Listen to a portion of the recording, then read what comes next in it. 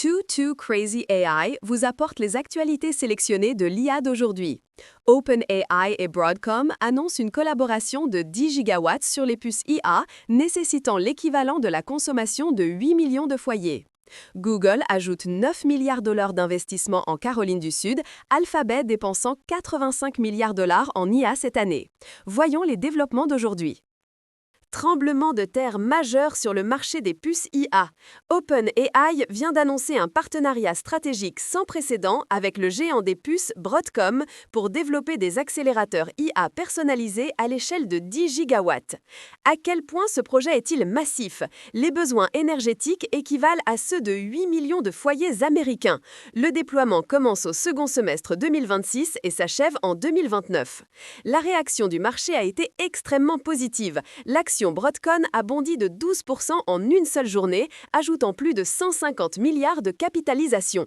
OpenAI gère la conception des puces, tandis que Broadcom s'occupe de la fabrication et du déploiement. Cela marque le tournant crucial d'OpenAI vers l'intégration verticale. Google frappe encore, vient d'annoncer un investissement supplémentaire de 9 milliards de dollars en Caroline du Sud pour l'expansion des centres de données et de l'infrastructure IA en 2026-2027. Cela fait suite à un engagement précédent de 2 milliards de dollars dans l'État. Encore plus stupéfiant, la société mère Alphabet prévoit de dépenser un total de 85 milliards de dollars en projet IA cette année. Ces chiffres astronomiques démontrent pleinement la demande massive de l'infrastructure informatique pour le développement de l'IA. Depuis 2007, l'investissement cumulé de Google en Caroline du Sud a dépassé 4,5 milliards de dollars, générant 6,4 milliards d'activités économiques en 2024. La communauté open source reçoit une bombe. Ant Group a publié Ring20 via Inclusure AI, un modèle de raisonnement à 1000 milliards de paramètres. À quel point est-il puissant? Sur le benchmark mathématique IM25 faisant autorité, il obtient 92,6, dépassant le Gemini 2.5 Pro de Google et tous les modèles open source connus, seulement légèrement en dessous du GPT-5 propriétaire à 94,6. Les performances de codage sont encore plus impressionnantes, avec un score Codeforces de 94,69 prétendant dépasser GPT-5.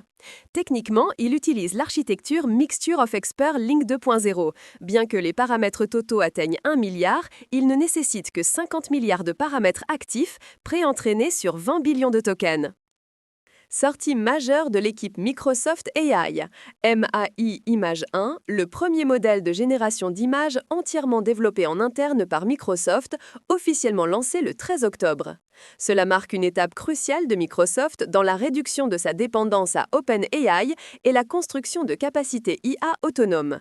Qu'est-ce qui rend MAI Image 1 spécial? Il excelle dans la qualité photoréaliste, gérant particulièrement bien les effets d'éclairage complexes comme les reflets et les paysages.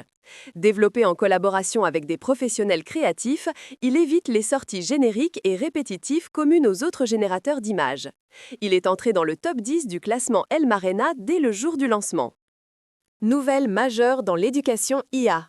L'ancien cofondateur d'OpenAI et directeur IA de Tesla, Andrej Karpathy, a publié en open source le projet NanoChat. Ce n'est pas une simple démo, mais un pipeline complet d'entraînement et d'inférence de clones ChatGPT développé depuis zéro. Avec seulement 8000 lignes de code propre, il couvre l'ensemble du processus de la tokenisation, du pré-entraînement, du fine-tuning, de l'apprentissage par renforcement jusqu'à l'interface web. Le plus excitant est le coût d'entraînement, seulement 100 $ et 4 heures, 8 GPU H100 pour obtenir un chatbot basique. 300 $ dépasse GPT-2, 1000 $ résout des problèmes de codage simples. Ce projet deviendra le cœur du cours de premier cycle LLM 101 de Karpathy. Voici la question la plus folle d'aujourd'hui. Les géants de l'IA brûlent des sommes massives dans l'infrastructure.